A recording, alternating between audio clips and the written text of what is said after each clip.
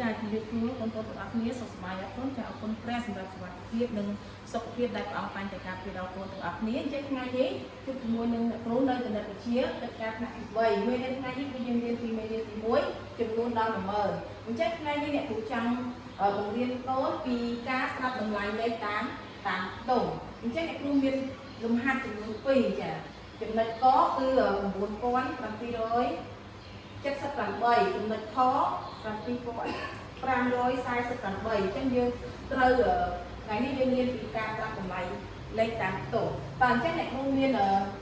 តារាងតម្លៃលេខតាមតុង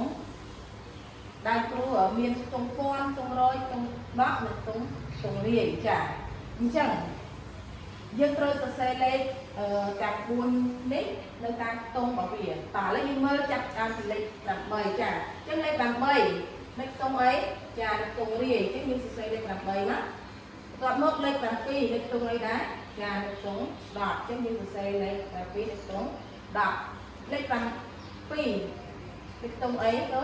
ចានៅតុង100អញ្ចឹងយើងសរសេរចាំតុងរបស់វាមួយតើបន្ត9នៅតុង1000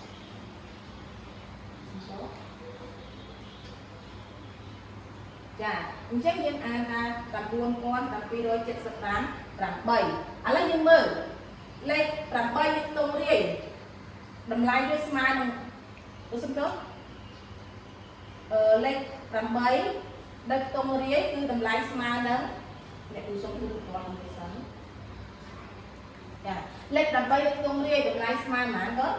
គឺស្មើនឹង8អញ្ចឹងលេខ7នៅតុង10តម្លៃស្មើប៉ុន្មានស្មើនឹង70អញ្ចឹងលេខ7នៅតុង100តម្លៃស្មើប៉ុន្មានចាត្រឹមត្រូវគឺស្មើនឹង700បន្តមកទៀតលេខ9នៅតុងពាន់តម្លៃស្មើប៉ុន្មានអញ្ចឹងលេខ9នៅតុងពាន់គឺតម្លៃស្មើនឹង9000ចាអញ្ចឹង9775 8តោះឥឡូវយើងមកមើលចំណុចកនេះលេខ9នៅតុងពាន់តម្លៃស្មើ9000ពិសេសមកលេខ9000តោះលេខ7នៅតុង100តម្លៃស្មើ7700តោះលេខ7នៅតុង10តម្លៃស្មើ70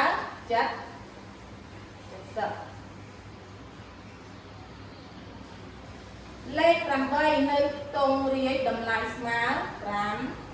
513ចាអញ្ចឹងយើងហើយលំហាត់កឥឡូវយើងចូលដល់លំហាត់ខទាំងអស់គ្នាខ្ញុំសូមគូដោយសារតែកុំឲ្យច្រឡំចូលដល់លំហាត់ខជិះ8យើងសរសេរចាំតុងមកចាតុងរាយលេខ4នៅតុង10លេខ5នៅតុង100លេខ7នៅតុង1000អញ្ចឹង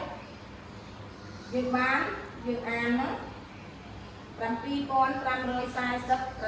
8ចាតោះឥឡូវយើងមកមើលតម្លៃលេខតាមតុង8នៅតុងរាយតម្លៃ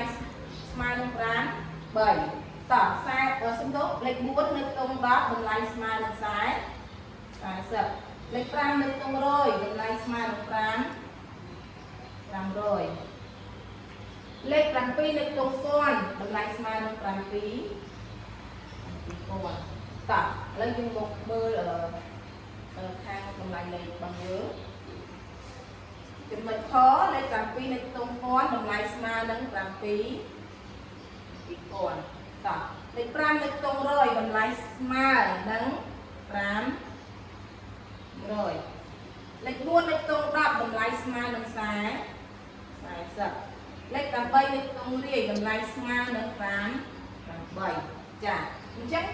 លំហាត់នេះគឺចាប់តែប៉ុណ្ណេះគ្រូសង្ឃឹមថាកូនអាចនឹងប្រាប់តម្លៃលេខតាមតុងនៅចំនួនផ្សេងបន្ថែមទៀតហើយបើកូនមានចម្ងល់អាចសួរអ្នកគ្រូនៅពេលក្រោយបានចាសូមអរគុណច្រើនសូមជម្រាបលា